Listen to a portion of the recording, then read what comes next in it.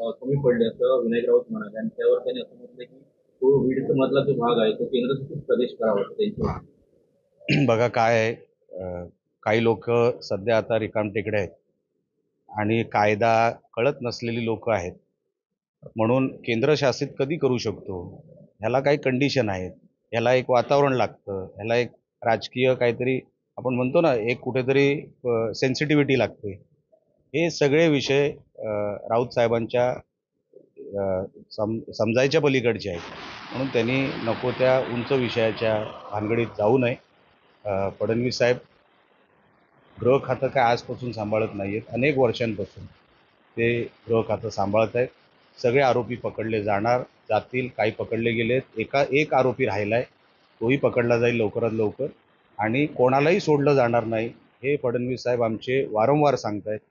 ह्या गोष्टी लोकांना कळत आहेत, पण विरोधकांना ते कळणारच नाहीत, कारण का त्यांना ते समजूनच घ्यायचे नाही आहेत. आम्ही सगळे ते चालू व्हावं याच्यासाठी आम्ही प्रयत्न करतोय. आता काही लोक नेगेटिव्ह माइंडसेटनी चालतात राजकारणामध्ये, म्हणून त्यांचा पराभव झाला. सातत्याने नेगेटिव्ह वागू नका, काही गोष्टी सकारात्मक पण करा. टाळं घेऊन जाण्यापेक्षा आपण नारळ कसे वाढवता येतील नवीन प्रकल्पांसाठी ह्याच्यासाठी आपण लक्ष द्या. नेगेटिव्ह मानसिकता ठेवलीत म्हणून लोकांनी तुम्हाला घरी पाठवलं, आता तरी त्याच्यातून बाहेर निघा. हे बरोबर नाही. कुठे चुकत असेल दुरुस्त करू. ते दुरुस्त कसं होईल याच्यासाठी तुमच्या अनुभवाचे तुम्ही अनुभव जोडा. हे बंद करू ते बंद करू हेच केलं ना आजपर्यंत उभाटा गटाच्या लोकांनी. नवीन काय करता येईल ह्याचं काही नाही, फक्त बंद करा ना. मग केसेस होणार.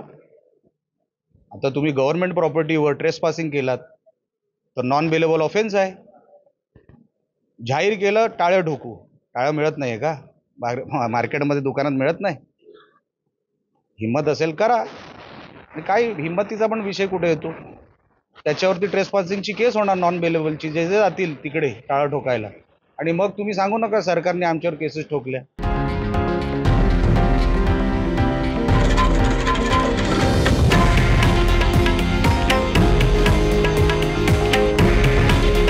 हे आहे देशातील नंबर 1 न्यूज नेटवर्क आणि आपण पाहत आहात TV9 मराठी.